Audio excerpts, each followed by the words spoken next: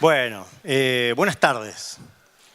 Lo primero que les he de confesar que es rarísimo subirme a un lugar y ver mi caripelón ahí atrás, ¿no? O sea, esa es la primera. Porque me resultó como muy extraño. Pero bueno, ¿cómo podría ser extraño si a la mañana se levanta, se ve al espejo y se asusta? O sea, también pasa. Bueno, primero gracias, Nati, por la confianza, por invitarme. Johans, que también sé que sos un hacedor de eso y de la posibilidad de estar acá para compartir algo. Lo primero es el título que aparece, no ahí, sino el título de esta jornada, esta cosa de la fuerza emprendedora, ¿no? Lo primero que me empieza a surgir cuando me invitan a compartir con ustedes tiene que ver con pensar estas dos palabras, la fuerza y el emprender, y desde dónde yo la estoy mirando, cuando miro una cosa y la otra. Por supuesto que me lleva adelante el emprender y algo que empuja. Entonces empiezo a pensar en esa fuerza y en dónde o desde dónde nacen estas fuerzas. Cuando empecé a jugar con eso, me puse a pensar en mí mismo, porque yo, en sentido estricto, nunca me pensé como un emprendedor. Como un emprendedor desde lo coloquial, ¿no? Desde lo que entendemos en lo social, en donde hay alguien que tiene ideas innovadoras y avanza y se va y se crea una empresa. ¿Sí? Y eso es algo que en lo social circula. Dado que yo soy psicólogo y también me formé como coach y trabajo mucho, casi exclusivamente como coach en este momento, la palabra emprendedor para nosotros cobra otro sentido y es un sentido muy particular. Y ahí me voy a meter un poquitito en eso. Porque de alguna manera, todos, de hecho mi título inicial era todos estamos siendo emprendedores. Y después lo dejé como siendo emprendedores, me pareció como al hueso, ¿no? Porque creo que todos estamos siendo emprendedores, nos demos cuenta o no. Y la idea quizás también en esta conversación de este día es dejar algunas ideas de cómo nos podemos dar cuenta y de qué buscamos o qué necesitamos para esa fuerza o de dónde nos podemos nutrir para esa fuerza. ¿Por qué siendo emprendedores? Porque desde donde yo nos miro y miro al ser humano, parto de la idea de que nosotros en ningún momento somos. No es esto. Somos, acá, se acabó. De hecho hay una frase que yo siempre digo que es muy socrática. Sócrates dijo: pienso, luego existo, ¿se acuerdan, no? ¿Va? ¿Sí? ¿Se acuerdan? De alguna manera en el pensamiento estaba mi existencia, yo era todo eso y nada más. Bueno, nosotros desde la ontología, trabajando un poco con Rafael Echeverría, con quien soy socio en Argentina, empezamos a encontrar otra cosa. Hay una frase que es bien cordobesa que a mí me encanta, porque en realidad nos excusa de que podemos ser otra cosa. En Córdoba decimos así, ¿no? Algo así como, lo que hay. ¿Le suena, no? Lo que hay es básicamente Sócrates hablando. Es Aristóteles hablando. Son todos esos tipos hablando en la calle y diciendo, porque casi como uno llega casi y se va, negra, esto es lo que hay. Y te limpia de la posibilidad de ser otra cosa. Entonces, Sócrates caló hondo, la filosofía clásica caló hondo. Estos grandes pensadores calaron hondo y nos hicieron creer que nosotros no podemos ser otra cosa. Y la verdad es que yo compruebo a diario, con un montón de gente con la que trabajo, en que podemos ser otra cosa. Entonces, el siendo viene a estamos en un proceso permanente de ser emprendedores. ¿Y desde dónde voy a leer esto de lo emprendedor? Y ese es uno. Primero tengo que mirar un espacio que es de todos. Y ahí nadie la pifia, ¿no? Somos biología. O estamos siendo biología, porque incluso nuestra biología cambia. Y eso lo sabemos desde no hace muchos años, no más de 20 años. Sabemos que la biología cambia. El cerebro es plástico. Hay cosas, hace un tiempo se hizo una investigación en donde descubrieron que partes del cerebro estaban modificándose y se comportaban distinto y se conectaban distinto, ¿sí? Y que había una gran razón por la cual el cerebro empezaba a conectarse distinto. Este dedo. Los dos más bien, eran los culpables. Porque descubrieron que hay una correlación entre la plasticidad cerebral o las interconexiones del cerebro que involucra este movimiento. ¿Le suena, no? ¿Cuántos años tiene este movimiento? No llega a 20. Quizás un poquitito más. Bueno, este movimiento de nuestros dedos hizo que nuestro cerebro cambiase zonas que se interconectan entre sí. Algo que nosotros hace 20 años pensamos que el cerebro no cambia. No cambia. Otra sobre la biología que cambia. Estamos participando, yo no directamente, pero sí con un equipo de investigación en el siglo XXI, están haciendo una investigación sobre el estrés y una correlación entre el estrés y el ADN. Otra cosa que nos dijeron que no cambia es el ADN. Bueno, sí cambia y está cambiando. Y nosotros somos quienes hacemos que eso pase. De hecho, el ADN, el estrés está haciendo que aparezca una enzima que se detecta a través de la saliva y lo que están descubriendo que el ADN, vieron que es como un rulito, ¿no? Y está más o menos así. Bueno, cuando empezamos a estresarnos, empieza a aparecer esa enzima y el ADN hace esto. Se desenrula. ¿Qué hace? No tenemos ni idea. Ni idea. Porque está nuevo, hay 2 investigaciones en el mundo que están comprobando esto, que no sabemos qué hace. Entonces, de alguna manera la biología se modifica. Y la biología también emprende. Yo cuando pensaba en el emprendimiento de la biología, digo, hay una tendencia que es permanente y es la tendencia a la homeostasis. Nuestro cuerpo intenta volver siempre y está como en un continuo movimiento para volver. Se supone que al mismo estado, pero es un estado que nunca se consigue. En sentido estricto y al 100 nunca se consigue estar planchado. Entonces nuestro cuerpo emprende permanentemente el camino de tender al equilibrio. Esa es una. También me acordé de otra. Yo no escuché el llanto de mis hijos al nacer. Yo tengo 2, Guada y Lucas. Porque nacieron por cesárea. Y no me dejaron estar porque papá no podía estar allá adentro en el quirófano. Pero sí me conecto con cuando yo los escuché llorar por primera vez. Que ya habían llorado hace un ratito. Y el acto del primer llanto es la biología que busca emprender la vida. Porque el primer llanto es eso, que si no hacemos, morimos. Y por suerte nuestra biología lo hace por nosotros. Salimos de la panza. Y el primer acto de emprender quizás sea ese primer respiro. Entonces nuestra biología también nos determina como grandes emprendedores. Desde esos primeros segundos fuera de la panza. Que no digo primeros segundos de vida, digo primeros segundos fuera de la panza. Quizás ahí ya hay algo que nos signa biológicamente. Y hablando de la biología uno se podría ir mucho más atrás, porque en realidad esto tiene que ver con la especie. Que no voy a ir allá, porque tendría que remontarme hasta nuestros abuelos los monos, ¿no? Pero no vamos a ir tanto, aunque todo eso también nos habita en nuestros genes. Conversación para otro día. Por otro lado, el emprender involucra una particular relación que por lo menos establecemos con estos 2 grandes tiempos.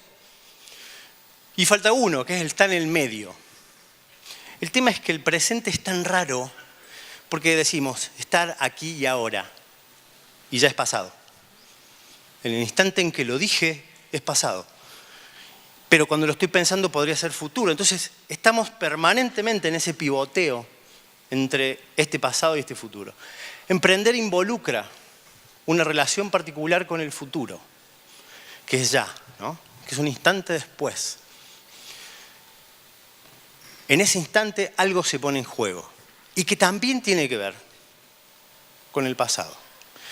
Dado que hay una relación particular entre estos 2 tiempos, yo siempre me pienso, ¿dónde está la fuerza entonces del emprender? ¿Hacia adelante o hacia atrás? ¿Qué creen? ¿Hacia adelante o hacia atrás la fuerza de emprender? Adelante, dicen por acá. ¿Ahora? Ahora, hacia atrás, dice alguien. Bien. Te está haciendo, dicen acá. Bien, estamos aprendiendo rápido. Bien, sí. Y la verdad, en sentido estricto, están los 3 tiempos. Hay algo que pasa en este instante que me empuja a ir hacia algo que está adelante y que veremos en un ratito. Pero hay algo que nos viene y que tiene que ver con nuestra historia. Cuando yo estudio coaching, una de las primeras cosas que hago cuando me empiezo a formar en esta disciplina es a entender mi historia. Primero entender por qué estoy donde estoy, por qué quiero ir o para qué quiero ir a donde quiero ir. ¿Qué me lleva? ¿Qué me mueve? ¿Cuál es la fuerza que me moviliza a buscar cosas que anhelo? Cosas son sueños, cosas son hijos, cosas son objetos, cosas son formaciones, cosas son espacios de interacción y de trabajo con otros. Esas son las múltiples posibles cosas. Y en esta búsqueda también, entre el pasado y el presente, y de dónde estaba la fuerza, yo dije, bueno, a ver, ¿qué sería emprender? Y emprender en sentido estricto es eso. Y es una definición de emprender simple, clásica. Tomar un camino con resolución y llegar a un punto. Y que de ahí todos de alguna manera estamos tomando un camino con resolución y llegando a un punto. Emprendimos un camino para venir hasta acá, en el medio de la tormenta. Agarré el bondi, el taxi, el auto, el paraguas y emprendí un camino para llegar hasta acá. Porque en una de esas acá había algo que me quería encontrar y ojalá encuentren ese algo que querían encontrar. Y de alguna manera todos estamos emprendiendo este camino. Ese primer respiro era emprender el camino hacia ese punto que era vivir. Y ese fue el primer respiro de estos bebés. El primer camino rumbo a un sueño. ¿Cuál es? Bueno, yo tengo una idea de que parte de ese camino hacia donde queremos ir también involucra esto. Y en mi formación encontré o busqué de responderme a muchas de esas preguntas.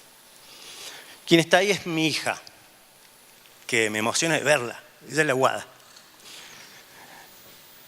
De alguna manera ella es parte de mi alimento de estar acá, la Guada. Guada, además de enseñarme un montón de cosas, también me ayuda a mirar para atrás. En el medio de estas preguntas que me hacía, encontré algunas respuestas. Y me acordé de una frase. Yo dije, ¿por qué me dedico a trabajar con empresas? ¿Por qué trabajo con empresarios? ¿Por qué trabajo con equipos? ¿Por qué trabajo con gente? ¿Por qué trabajo en educación? Porque he trabajado muchos años en educación también y hoy me dedico mucho a capacitaciones. Y me empecé a buscar respuestas a esas preguntas. En esas respuestas encontré una primera respuesta. Una alumna un día en un terciario, yo daba clases hace algunos años en formación docente, y la alumna me dice, che Álvaro, está buenísimo esto de saber cómo aprendemos, yo daba la materia de aprendizaje, cómo aprendemos, Me dice, pero ¿cómo hacemos para enseñar? Si nosotros vamos a estudiar para docente. Y me mató, porque no tenía ni idea qué responderle, para lo cual le dije, no sé. La verdad que no sé cómo hacemos para enseñar, pero te prometo que voy a buscar una respuesta y lo conversamos la semana que viene. Iba en el bondi, me acuerdo, estaba en el cerro, estaba el disco en esa época todavía, hace un par de años. Y se me vino la respuesta, pero fue una imagen. Fue una imagen donde yo estaba subido a una tapia, estaba mirando por una ventana a un señor dando clases. Ese señor dando clases en un pueblito muy chiquitito en Santa Fe, se llamaba Julio y era mi abuelo. Mi abuelo había fundado esa escuela. Era la única escuela secundaria del pueblo. Mi abuelo habría emprendido un camino ligado a la educación para poder construir eso. Y entendí por qué estaba en educación y cómo es que me dedicaba a esto de enseñarle a la gente cosas. Y tenía que ver algo que pasaba en mi historia, algo que me precedía, y era la historia de mi abuelo, enseñando historia. Esa fue una de las historias. Tengo un par más, que ya se las contaré. Porque también en el rastreo hacia la historia, uno puede buscar otras cosas o encontrarse otras cosas. Esta es una, porque la pregunta es, ¿cuáles son los obstáculos con los que me topé o me topo a diario? Y yo tengo uno entre muchísimos, ¿no? Pero hay uno que a mí me resuena permanentemente porque vivo con él. Ustedes habrán visto que tengo un caminar particular, además de que me muevo acá como si estuviera encerrado. Tengo un caminar particular, yo le llamo caminar asimétrico. Algunos coloquialmente le dicen rengo, ¿no? Amigos míos me dicen el rengo. Eso tiene que ver con un accidente, en realidad un accidente que fue en un quirófano porque me operaron mal ante un diagnóstico. Algo pasó en mis piernas, una se descarajinó.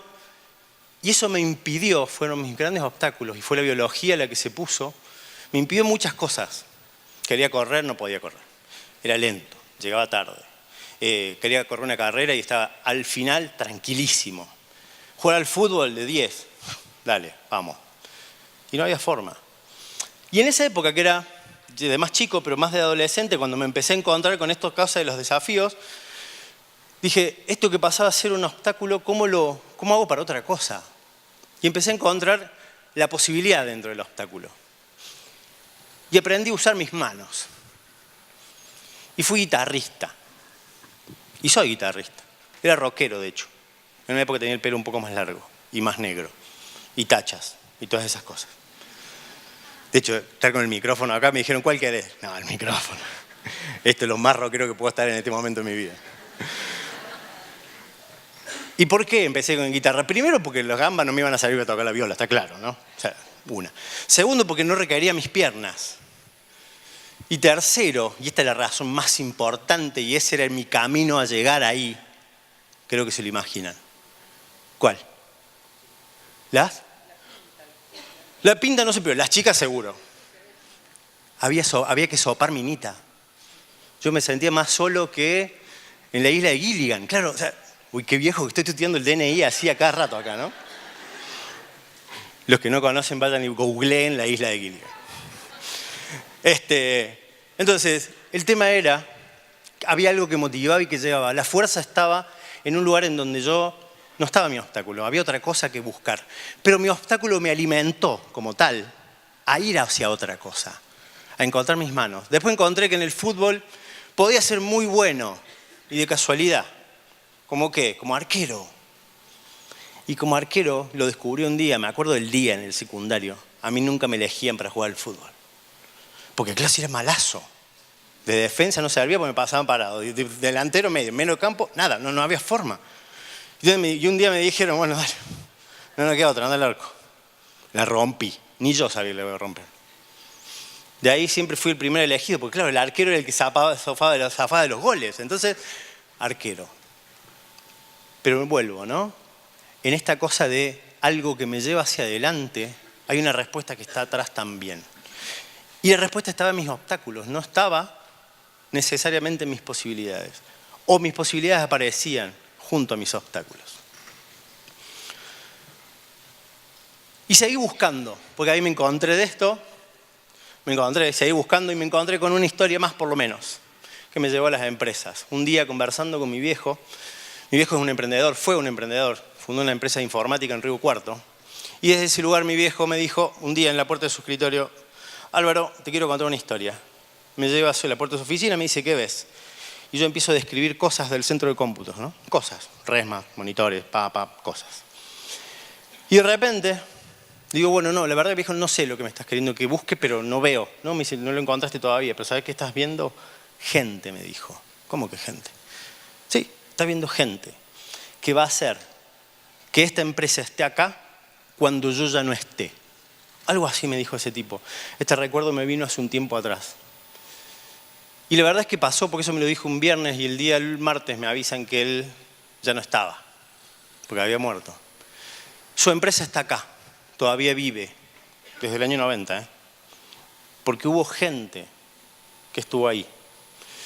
Y esa fue otra de mis fuerzas para trabajar hoy con las organizaciones en donde hay gente que hacen que las empresas nos trasciendan.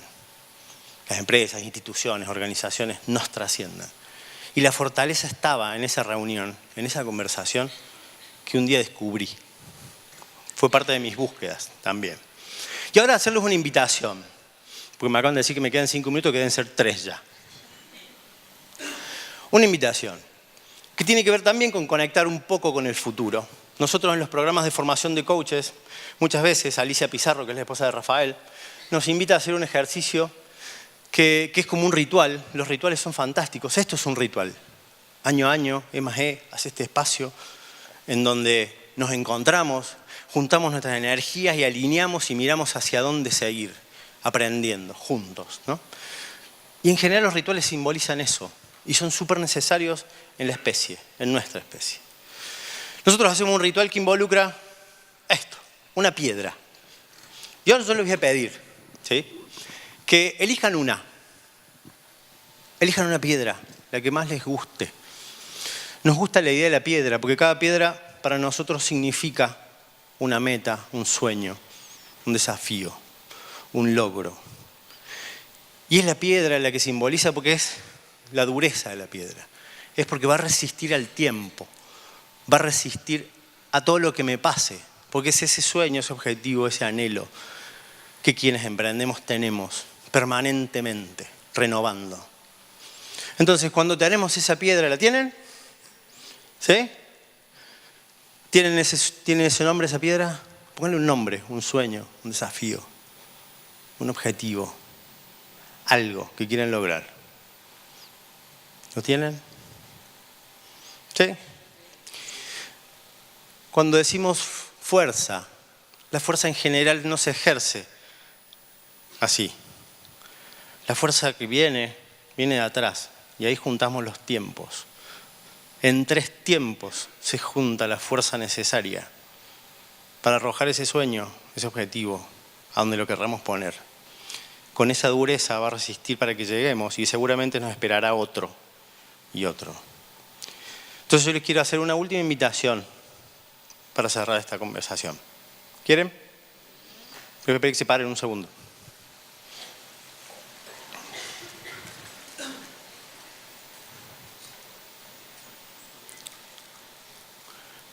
Si eligieron esa piedra, agárrenla. Fuerte. La tienen. Tiene un nombre esa piedra. Parte del trabajo va a ser rastrear qué la sigue sosteniendo ahí. ¿Qué hay en esa historia que hace que esta piedra exista? ¿Qué hay en esa historia y en este presente que hace que esa piedra vaya a existir?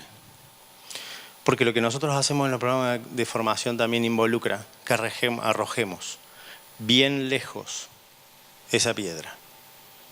Y la búsqueda va a ser hacia atrás y hacia adelante, en un péndulo que va a ser permanente.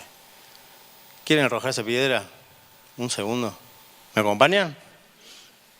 Tienen que tomar impulso, porque imagínense. Bueno, el sueño, está bien, hay sueños cortoplacistas, puede ser. Pero yo los invito a uno largo. ¿Sí? Y si quieren sentir lo que involucra la corporalidad, cierren un toque los ojos. Aprieten esa piedra. Aprieten esa piedra fuerte. Tiene ese nombre. Y cuando yo diga 3, 1, 2, vamos. 3.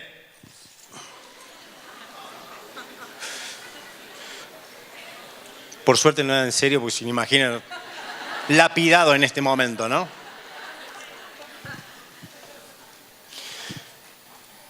Ahí van, con esas piedras, pónganles nombres, busquen cuáles son las fuerzas que las llevan a ese lugar, porque ese es el objetivo. Muchísimas gracias. Álvaro Ortiz.